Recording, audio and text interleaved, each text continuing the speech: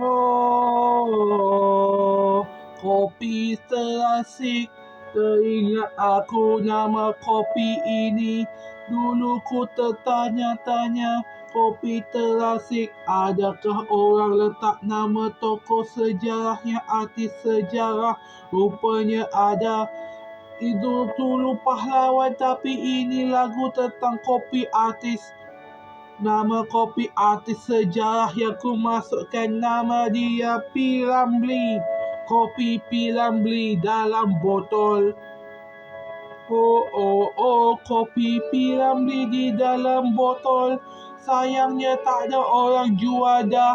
Tak ada orang buat dah. Tak ada syarikat buat dah.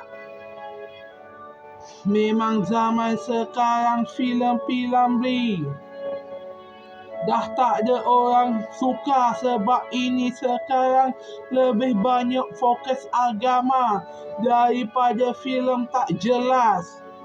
Ku faham kopi P. Ramlee juga tak laku, tapi rasa dia macam mana? Ku sendiri tak pernah rasa, kok tanya saya? Anda bertanya-tanya di mana kopi P. Ramlee, ku sendiri tak tahu. Ku cuba tengok sahaja iklannya. Cerita punya cerita kopi P. Ramlee macam mana hilang entah ke mana.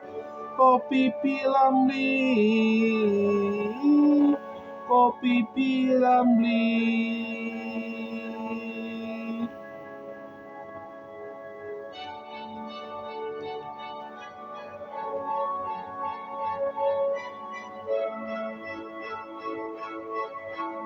Tak tahu kok tanya saya. Beribu lagu lagi, tapi lebih baik buat lagu tentang P. Ramlee dulu kan kena nama sama.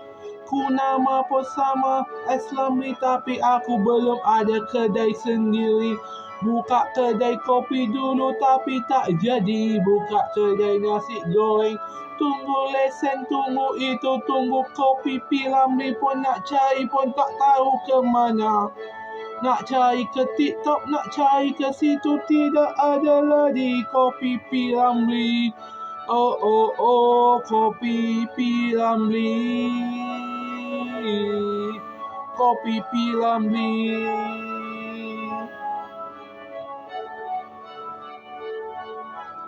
Oh, oh.